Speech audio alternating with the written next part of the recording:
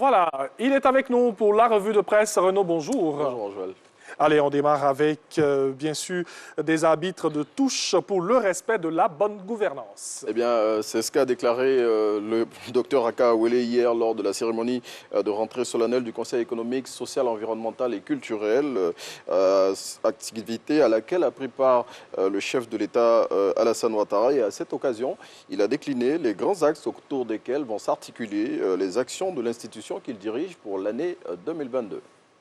Et la suite, 7 automobilistes privés de permis de conduire pendant 10 ans. Voilà, oui, pendant plus de 10 ans, et c'est la décision prise hier jeudi par la commission de suspension et de retrait du permis de conduire à l'endroit de ces automobilistes qui ont été auteurs d'accidents mortels au cours de cette année 2022. Et c'était à l'occasion de la première session de l'année 2022 de cette structure.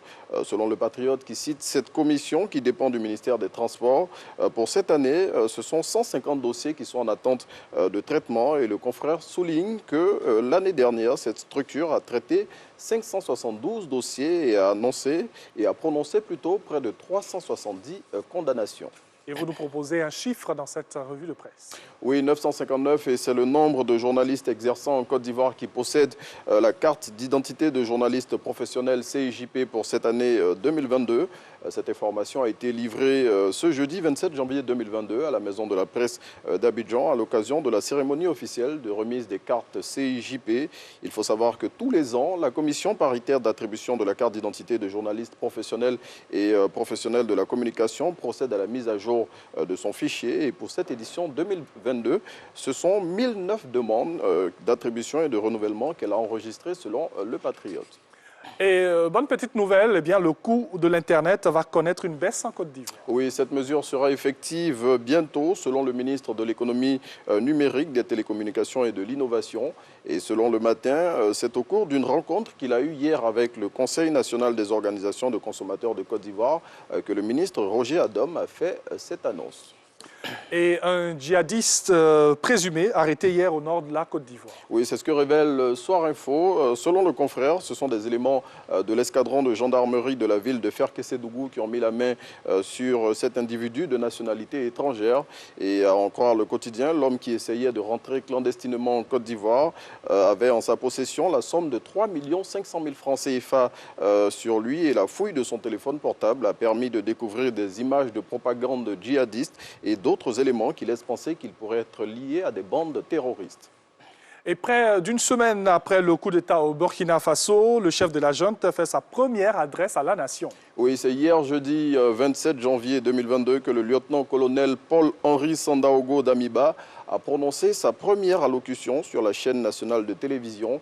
Et à cette occasion, le nouvel homme fort du pays a indiqué notamment que le Burkina Faso avait plus que jamais besoin de ses partenaires, que le pays continuerait à respecter les engagements internationaux tels que le respect des droits de l'homme. Selon le Nouveau Réveil, le patron de la junte s'est engagé à un retour à une vie constitutionnelle normale lorsque les conditions seront réunies, sans toutefois préciser d'agenda. Avant-dernière information, on parle des quarts de finale de la CAN 2021 qui se jouent ce week-end. Oui, après la pause d'un jour observé à l'issue des huitièmes de finale, la compétition reprend demain samedi 29 janvier 2022 avec 2 matchs au programme. Le premier va opposer le Cameroun à la Gambie à 16 h en temps universel et le second mettra aux prises le Burkina Faso et la Tunisie. Ce sera à 19 h temps universel. Les matchs de clôture de ces quarts de finale se joueront le dimanche 30 janvier avec les affiches Égypte-Maroc et Sénégal-Guinée équatoriale. Et Renaud, dans 3 jours, ce supposé long mois de janvier sera terminé. Oui, à cette occasion, Gbiche invite les populations à tenir bon car ce sera la libération pour celles qui attendent patiemment la fin de ce mois qui est considéré comme le plus long de l'année, vous l'avez dit. Et pour illustrer cette impatience de certains, l'hebdomadaire satirique propose cette image avec ce monsieur qui, dès qu'il a vu que son virement était passé, a couru à sa banque en serviette pour réclamer son salaire. Merci beaucoup à Renaud. Je vous en prie.